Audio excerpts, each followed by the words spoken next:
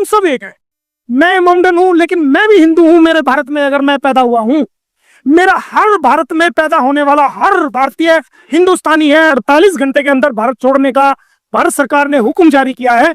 ये लेडी तो बिना वीजे के इलीगल तरीके से भारत में आई है, इसको तो फौरन इसकी बेल कैंसिल करके जेल में डालना चाहिए। इंटरनल सिक्योरिटी के लिए बहुत बड़ा खतरा है, बहुत बड़ा खतरा है, बहुत बड़ा खतरा है। हम तो देश की तरफ है ना, पहले हम वहां जाए, हम वहां चलेंगे जहां पहले देश होगा। देश की सुरक्षा पहले है, देश का राष्ट्रीय हित पहले है, और बातें सब बात की बातें हैं। नमस्कार दोस्तों, मैं नरेंद्र धवन दिल्ली अपडेट के आज के स्पेशल एपिसोड में आपका स्वागत है। जिस तरीके से पहलगाम की घटना के बाद देश के अंदर बहुत गमगीन माहौल है, और जिस तरीके से कल विदेश मंत्रालय ने एक नोटिफिकेशन जारी किया है कि जितने भी पाकिस्तानी नागरिक हैं उनको 48 घंटे के अंदर देश छोड़कर जाना होगा। यानी कि विदेश मंत्रालय ने जो प्रेस कॉन्फ्रेंस की थी कल देर रात, उसमें स्पष्ट था कि 5 सूत्री कार्यक्रम जिस तरीके से भारत सरकार ने एक्शन लिया था उस पर सख्ती से अमल होना शुरू हो गया है। हम जानते हैं कि अटारी बॉर्डर भी बंद कर दिया गया है, और जो जल संधि थी उसको भी पॉज कर दिया गया है। इसी बीच में कई और भी सवाल हैं। जिस तरीके से बीते 1.5 साल पहले इस देश के अंदर सीमा हैदर गैर कानूनी तरीके से देश के अंदर एंटर हुई थी, और उसको लेकर उनके पति थे जो गुलाम हैदर, उन्होंने अपना वकील यहाँ पर जब से अपॉइंट किया था, तो इस मामले में काफी कॉम्प्लिकेशन बढ़ते गए थे। इसी बीच में हम बात करने के लिए कि अब इस माहौल के अंदर जब देश इतने बड़ी संकट की घड़ी में खड़ा है, ऐसे में सीमा हैदर का क्या होगा। तो चलिए जुड़ते हैं मोमिन मलिक जी से, जो गुलाम हैदर के वकील हैं और ये भारत के बहुत सुप्रसिद्ध वकील हैं। अगर हम बात करें तो देशभक्ति की, तो ये वो एक ऐसे वकील हैं जिनकी निष्ठा और सत्य और निष्ठा इस देश के संविधान में और देश की सरकार में बनी हुई है। तो चलिए जुड़ते हैं। मोमिन जी, जिस तरीके से आप हुआ पहलगाम में, उस घटना के बाद देश बहुत गमगीन है, और भारत सरकार भी इस मामले को बहुत सीरियसली ले रही है, और जिस तरीके से ऑर्डर किया है कि जितने भी पाकिस्तानी नागरिक हैं उनको 48 घंटे के अंदर देश छोड़ के जाना होगा। ऐसे में जो सीमा हैदर है उसका क्या होगा, क्योंकि अब उसका गुलाम हैदर का भी आप केस लड़ रहे हैं, और उसको भी पाकिस्तान भेजने की प्रक्रिया के ऊपर आप काम कर रहे हैं। वहीं अब उसने एक बच्ची को भी जन्म दे दिया, तो कितनी पेचीदगियां बढ़ जाएंगी सीमा हैदर को लेकर।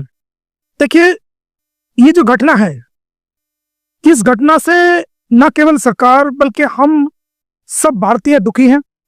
हमारे देश का बच्चा बच्चा इस घटना को लेकर के दुखी है, परेशान है, आक्रोश में है, गुस्से में है, जो कि जायज है। हमारा धर्म, हमारा मजहब, हमारा जो रिलीजन है, वो सब चीजें जो है वो बाद की बात है। सबसे पहले हम सब लोग एक हैं, चाहे वो किसी भी धर्म के हैं, किसी भी मजहब के हैं, किसी भी जाति के हैं, किसी भी रंग रूप भेद के हैं, हम सब सबसे पहले भारतीय। जो सामने बात आई है कि उनसे पूछा गया कि आपका धर्म क्या है, और उसके बाद उनको जो है वो गोली मार दी गई। मैं शेम करता हूं, और ये हमारे लिए बड़ा दुखदाई ये एक बात है कि उनको पूछ करके कि आपका धर्म क्या है। मजहब नहीं सिखाता आपस में वैर रखना। हम हिंदी हैं, हम वतन है हिंदुस्तान हमारा, हम सब एक हैं। मैं मोमडन हूं, लेकिन मैं भी हिंदू हूं। मेरे भारत में अगर मैं पैदा हुआ हूं, मेरा हर भारत में पैदा होने वाला हर भारतीय हिंदुस्तानी है, और हिंदू है। हमारे बुजुर्ग भी पहले हिंदू थे। अगर ये पूछ करके कि आप हिंदू हैं, मुसलमान है, किसी पे अटैक किया जाता है, किसी हिंदू पे अटैक किया जाता है कि ये हिंदू है, या किसी मुसलमान पे अटैक किया जाता है कि ये मुसलमान है, तो उसकी हम घोर निंदा करते हैं। हम सब, हमारे बुजुर्ग भी पहले जो हमारे बड़े थे वो सब हिंदू ही थे। उसके बाद में जो है वो सभी लोगों ने आगे आगे चल के जैसे जैसे प्रचार हुआ उन्होंने वो किया है। तो हम सब हिंदुस्तानी इस बात को जो है कंडेम करते हैं।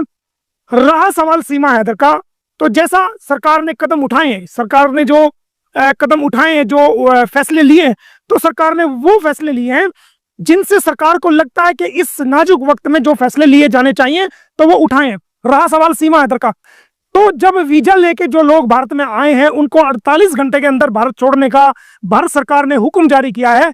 ये लेडी तो बिना वीजे के इलीगल तरीके से भारत में आई है, इसको तो फौरन इसकी बेल कैंसिल करके जेल में डालना चाहिए।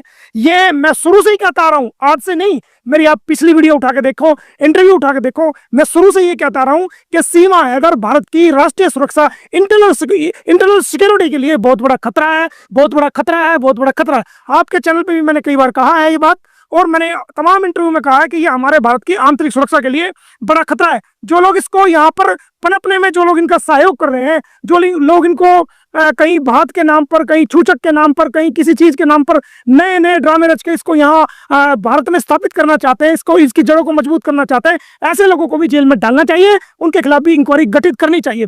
और मैं कहना चाहूंगा कि इसको डिपोर्ट नहीं बल्कि डिपोर्ट करना, क्योंकि ये हमारी इंटरनल सिक्योरिटी के लिए खतरा है। इसकी बेल कैंसिल करके तुरंत प्रभाव से इसको जेल में डालना चाहिए, और मैं जल्दी इसकी बेल कैंसिलेशन के लिए वो माननीय कोर्ट का दरवाजा खटखटाऊंगा कि इसकी बेल कैंसिल करें। रहे इसके 5-4 बच्चों की बात, तो वो तुरंत प्रभाव से जो है हमारी भारत सरकार को डिपोर्ट करना चाहिए, उनको और वो उनको उनके मुल्क में भेज देना चाहिए। यहाँ पर हमारी इंटरनल सिक्योरिटी से किसी प्रकार का कोई समझौता हम नहीं करेंगे।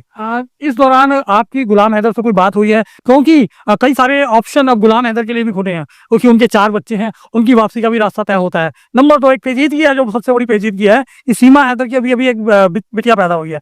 अब ऐसे में सरकार के पास भी दुविधा रहेगी, क्या लीगल अपॉर्चुनिटीज रहेंगी?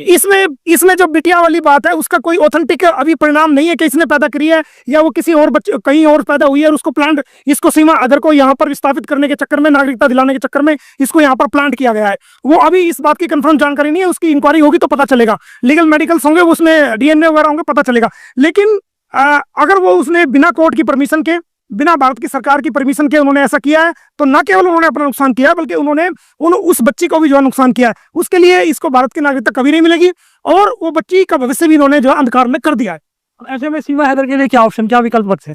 विकल्प यही है कि उसकी बेल कैंसिल करेंगे, बेल कैंसिल करा करके उसको जेल में डालेंगे। जो इलीगल तरीके से भारत में आई है उसकी सजा मिलेगी उसको 5 साल, और उसके बाद 5 साल जब ये सजा पूरी कर लेगी उसके बाद इसको जो है डिपोर्ट किया जाएगा। कहीं ना कहीं खलबली उधर एपी सिंह जी को भी हुई पड़ी है, वो भी बड़े काफी बेचैन है। बेचैन, जब गलत काम का साथ देगा तो बेचैनी तो होगी। एक तरफ पूरा देश खड़ा है, आपने निर्भया कांड में देखा था, पूरा देश सड़कों पे था उस बेटी के लिए जिसके साथ दरिंदगी हुई थी, और ये शख्स जो है ना अकेला उस तरफ था।